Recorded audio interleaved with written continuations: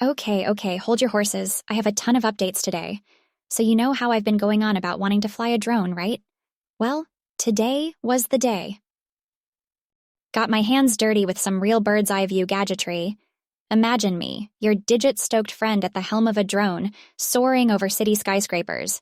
Neuroscience meets astronomy style. I mean, nobody warned me about the adrenaline. Man, it was something else that you get a whole new perspective from up there. Rare sights, unseen scenes. Oh, wait, did I tell you about this ramped-up drone enthusiast who was my instructor? What a nerd. We hit off instantly. Oh, speaking of nerdy feats, you'll never guess what Nina went and did. She won a hackathon at work. Incredible, no? Your law-abiding civil rights enthusiast hangs out with some real tech titans.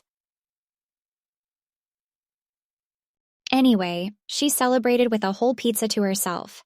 Talk about major hackathon-winning goals, right? And well, you know us. We had to grind her with some of our top-notch puns. Pepperoni fruit trees, navigating animal belly buttons, and backwards time-flowing universes. Just another day in the neighborhood of make-believe, you'd think. I did throw in a slice of my humor into the mix, though. What's a techie chat without some cheesy pizza jokes straight from Cringe Central? Now, I know what you're thinking. Amy, when do we get to see these promised magnificent aerial views? And to that I say, hold your horses, mister. They're coming. In fact, I'm even considering integrating some live drone coverage into my podcast. Yeah, crazy idea, but might just fly, don't you think? Okay, quick mental gymnastics before I leave. What if in a parallel universe, pizzas uneat themselves and hackathons are won in reverse order? Contemplative, isn't it?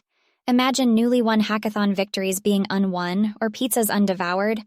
Takes you can't have your cake and eat it too to a whole new level altogether. All right. Nina's been nagging me about Fury Hammer, but I've just ventured into an unexplored galaxy, a new indie game. I decided to give it some love, and it actually took me by surprise. It's got this wicked narrative thread, converging in gameplay that shines in all its pixelated glory. Managed to share my first impression gameplay with the Streamed Pixels followers. We're spreading the indie love, right?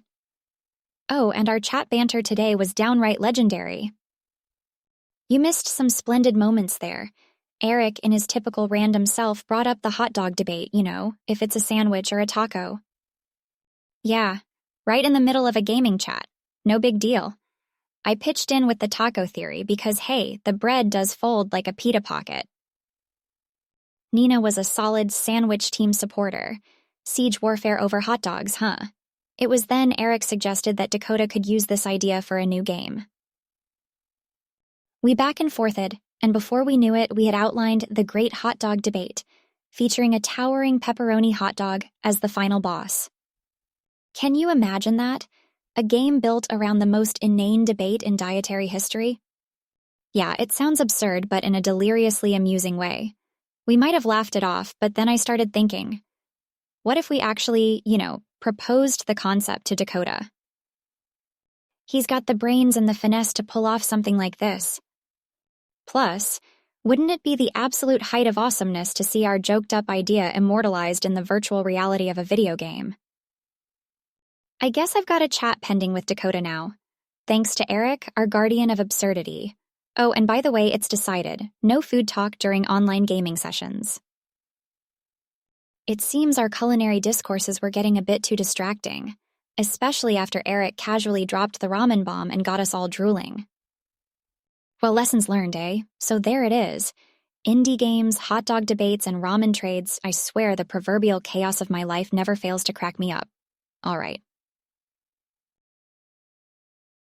Well, bubbling with amazement here. So pottery happened today. Bread and butter of ceramics, hands deep in clay, and voila. I made, a pot. Don't ask me to fill it with water yet, though. Kept the whole craft jazz in line with my eensy-weensy channelization of Sprezzatura. Talk about going full-on traditional. You remember how I've always had this soft corner for art, right? This was appealing to that side of me. Just taking a break from the digital haze, going analog for a bit. It's different, man. It was sort of adventurous, actually. Rolling up the sleeves, throwing on the apron, and just getting creative, there's something therapeutic about it. Kind of meditative, almost. You know what the best part was? It was something I created. I mean, out of a lump of clay. Talk about being a creator. Risking sounding too metaphysical, it was kind of like giving life to a non-living entity.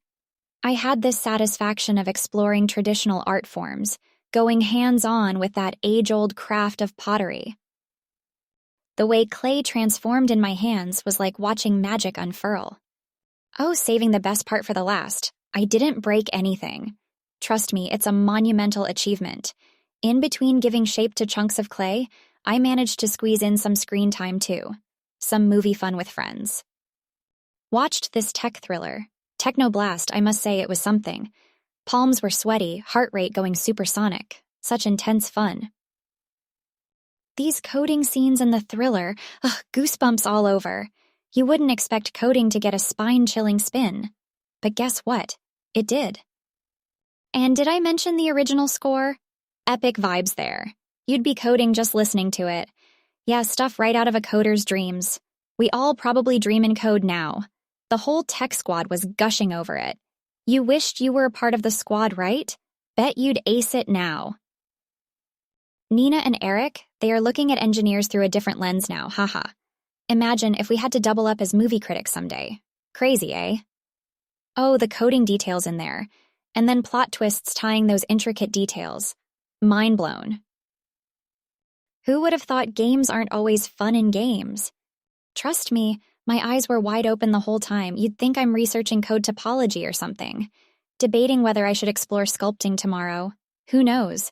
I might just end up giving Michelangelo a run for his money. Jokes apart, should be another fun day channelizing creativity.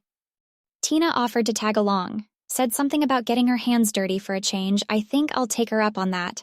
All right, time to wrap up the pottery escapades and get ready for another day of creative spree.